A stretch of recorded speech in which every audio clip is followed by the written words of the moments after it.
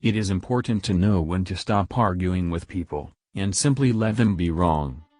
You don't have to waste your energy every time. Knowing when to stop, the master can avoid any danger. Lao Tzu, ancient Taoist sage.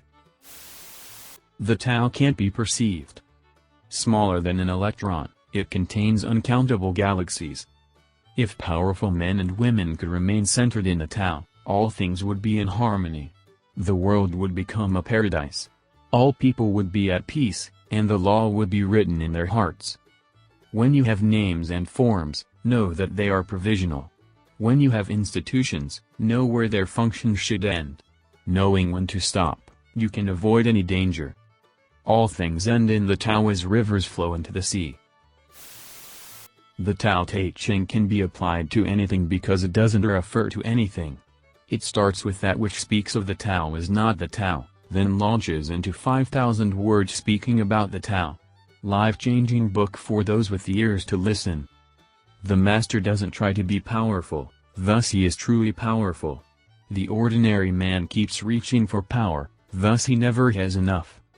The master does nothing, yet he leaves nothing undone. The ordinary man is always doing things, yet many more are left to be done.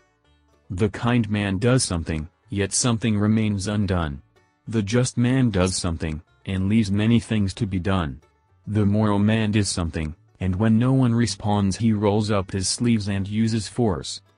When the Tao is lost, there is goodness. When goodness is lost, there is morality. When morality is lost, there is ritual. Ritual is the husk of true faith, the beginning of chaos. Therefore the master concerns himself with the depths and not the surface, with the fruit and not the flower. He has no will of his own. He dwells in reality, and lets all illusions go. Conversely, if a seemingly reasonable person is adamantly wrong, then they may be considering factors that you are not. They likely view your position as clearly wrong, and it can be valuable to give them every benefit so that you can find flaws in your own logic. It's also enlightening to find out how they arrived at their conclusion if they are being kind and/or reasonable. Oftentimes letting a smarter person talk and asking questions you can help them understand misconceptions, or other times at least let them see your point of view. People who just gish gallop or dig in are pointless however, and usually aren't smart or reasonable either. Logic is wildly overplayed as an actual argument winner on here. Both sides generally say they follow logic and reason, then spend the bulk of their arguments on ad hominem attacks to discredit the other's logic.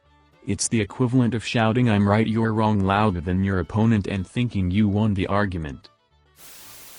You can't use logic to dissuade someone who didn't use logic to reach their viewpoint in the first place.